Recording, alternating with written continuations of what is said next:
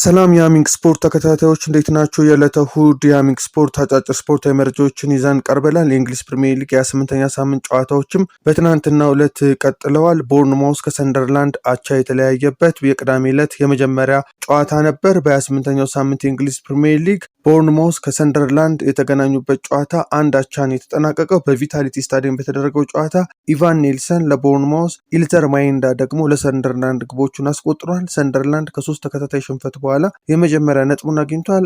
ምሽት 12 ሰዓት ላይ ሶስት ጨዋታዎች ተደርገዋል። በተለይ ሊቨርፑል ዌስትሃምን 5-2 ያሸነፈበት ጨዋታ በከፍተኛ ግብ የተጠናቀቀ ጨዋታ ነበር። በአንፊልድ በተደረገው ጨዋታ ሁጎ ኢኬቴኬ፣ ቨርጅል ቫንዳይክ፣ አሌክሲስ ማካሊስተር፣ ኮዲ ጋክፖ እና አክሲል ዲሳሲ በራሱ ላይ ግቦቹን አስቆጥሯል። ቶማስ ሱቼክ እና ካስቴላኖስ የዌስትሃም ዩናይትድን ግቦች ያስቆጠሩ ተጫዋቾች ናቸው። ሊቨርፑል በ48 ነጥብ ወደ አምስተኛ ደረጃ ከፍ ሲል ዌስትሃም ዩናይትድ በ25 ነጥብ ወራጅ ቀጠና ውስጥ ይገኛል።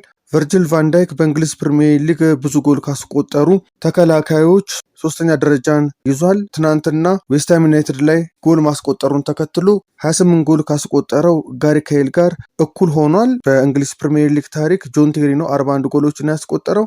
ጋሪ ካይል እና ቨርጅል ቫንዳይክ ደግሞ 28 ጎሎችን በማስቆጠር ይከተላሉ።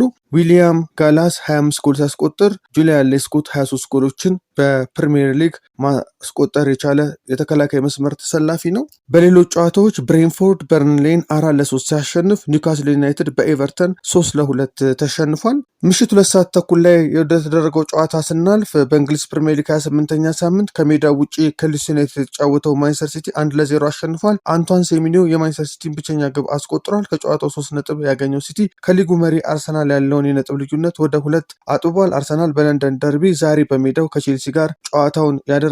ጨዋታው ምሽት 1 ሰዓት ተኩል ላይ የሚደረግ ጨዋታ ነው። በስፔን ላሊጋ ላሚን ያማል ሃትሪክ በሰራበት ጨዋታ ባርሴሎና ቪያሪያልን አሸንፏል። በ26ኛው ሳምንት የስፔን ላሊጋ ባርሴሎና ቪያሪያልን 4-1 በማሸነፍ መሪነቱን ቀጥሏል። በካምፕ ኑ በተደረገው ጨዋታ ላሚን ያማል 3 ግቦችን በማስቆጠር ሃትሪክ ሰርቷል። ሮበርት ሎቫንዶቭስኪ ደግሞ አራተኛውን የባርሴሎና ጎል አስገኝቷል። ፓፔ ጉዌ የቪያሪያልን ብቸኛ ግብ አስቆጥሯል። ከጨዋታው 3 ነጥብ ያገኘው ባርሴሎና ከተከታዩ ሪያል ማድሪድ ያለውን የነጥብ ልዩነት ወደ 4 በማስፋት በ64 ነጥቦች እየመራ ይገኛል። ላሚን ያማል የሊዮኔል ሜሲን ሪካርድ ሰብሯል። ሊዮኔል ሜሲ 19 ዓመት ወጣት ተጫዋች በነበረ ሰዓት ሪያል ማድሪድ ላይ 3 ጎል በማግባት ሃትሪክ ሲሰራ፣ ላሚን ያማል ደግሞ በ18 ዓመቱ ቪያሪያል ላይ 3 ጎሎችን በማስቆጠር በባርሴሎና ታሪክ በእድሜ ሃትሪክ የሰራ ትንሹ ተጫዋች ሆኗል። በትናንቱ ጨዋታ በጀርመን ቡንደስሊጋ ባየር ሙኒክ ቦሩሲያ ዶርትሞንድን አሸንፏል። በ24ኛው ሳምንት ጀርመን ቡንደስሊጋ ባየር ሙኒክ ከቦሩሲያ ዶርትሞንድ የተገናኙበት ደር ክላሲከር በሙኒክ 3-2 አሸናፊነት ተጠናቋል። በሲግናል ኢዱና ፓርክ በተደረገው ጨዋታ ሃሪኬን የሙኒክን 2 ግቦች ሲያስቆጥር ጆሹዋ ኪሚቺ ሶስተኛዋን ግብ አስገኝቷል። ቮልተር ቤክ እና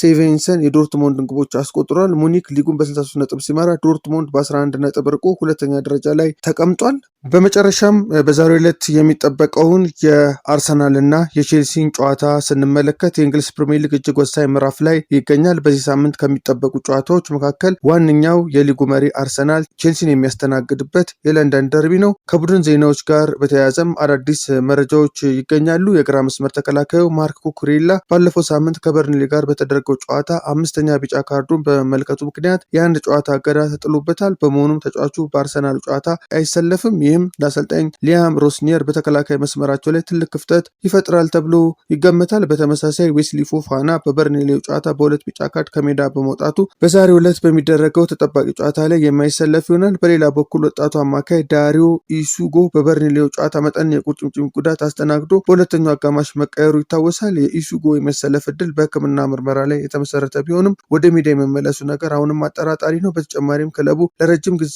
በጉዳት ያጣቸው ሪስ ጄምስ እና ሮሚዮ ላቪያ አሁንም ከሜዳ እንደሚርቁ ታውቋል። ቼልሲ በአሁኑ ወቅት በደረጃ ሰንጠረዡ 45 ነጥብ ይዞ 6ኛ ደረጃ ላይ ይገኛል። የአርሰናሉ ጨዋታ ወደ አውሮፓ መድረክ ለመቃረብ ለሚያደርገው ጥረት እጅግ ወሳኝ ነው። አሰልጣኝ ሮስኒየር በኩኩሬላ ምትክ ጃሬል ሃቶን ይጠቀማሉ ተብሎ ይጠበቃል። በአርሰናል በኩል ስፖርት ስሞል ይፋ ባደረገው መረጃ መሰረት መድፈኞቹ የለንደን ተቀናቃኛቸውን ቶትናም ሆትስፐርን 4-1 በሆነ ውጤት በማሸነፍ በሊጉ ላይ ያላቸውን መሪነት ካስቀጠሉ በኋላ በዛሬው ዕለት ቼልሲን በኤምሬትስ ስታዲየም ያስተናግዳሉ። ከጉዳት ጋር በተያያዘ ዜና የቡድኑ ዋና የማጥቃት ምንጭ የሆነው ቡካዮ ሳካ በቶተንሃም ጨዋታ በደረሰበት የጡንቻ ህመም ምክንያት ለቼልሲ ጨዋታ መድረሱ አጠራጣሪ ሆኗል። ቢሆንም ግን የሕክምና ቡድኑ ተጫዋቹ እስከ እሁድ እንዳያገግም ከፍተኛ ጥረት እያደረጉ ይገኛሉ። በተከላካይ መስመሩ ላይ ቤን ዋይት ለረጅም ጊዜ ሲያስቸግረው በነበረው የጉልበት ጉዳት ቀዶ ጥገና ካደረገ በኋላ አሁንም ከሜዳ እርቆ ይገኛል። እስከ መጋቢት ወር መጨረሻም ወደ ጨዋታ ይመለሳል ተብሎ አይጠበቅም። በሌላ በኩል ካይ ሃቨርትዝ ከቀድሞ ክለቡ ቼልሲ ጋር ለሚደረገው ጨዋታ ሙሉ በሙሉ ጤነኛ መሆኑ የተረጋገጠ ሲሆን አሰልጣኝ ሚካኤል አርቴታ ተጫዋቹን በማጥቃት መስመር ላይ ለመጠቀም ዝግጁ ናቸው። አርሰናል በአሁኑ ወቅት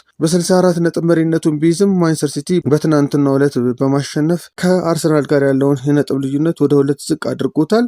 የቼልሲው ጨዋታ ለአርሰናል የዋንጫ ጉዞ እጅግ ወሳኝ ከሆኑ ጨዋታዎች አንዱ ነው። ከዚህ ጨዋታ ቀደም ብሎ ደግሞ ማንቸስተር ዩናይትድ ከክሪስታል ፓላስ ጋር ጨዋታውን ያደርጋል። ማንቸስተር ዩናይትድ ካሸነፈ በግብ ክፍያ በልጦ በሊጉ 3ኛ ደረጃ ላይ ይቀመጣል። አድማጮቻችን ለዕለቱ በሃሚንግ ስፖርት ያዝናቸው አጫጭር ስፖርታዊ መረጃዎችን ይመስላሉ። ከጨዋታዎች በኋላ ደግሞ ባሉ ዘገባዎቻችን እንመለሳለን። ሃሚንግ ስፖርትን ሳብስክራይብ በማድረግ ተከታተሉ፣ ሼርን በማድረግ ለሌሎች አጋሩ። መልካም ቀን።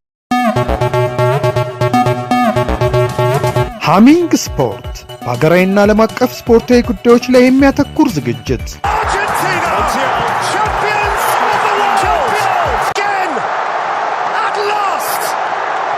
በሃሚንግ ስፖርት የስፖርት ዜናዎች፣ በተመረጡ ርዕሶች ላይ ውይይት፣ የእንግዳ ዝግጅት፣ የስፖርተኞች ግለ ታሪክና የሴቶችን እግር ኳስ በልዩ ሁኔታ ይዳስሳል።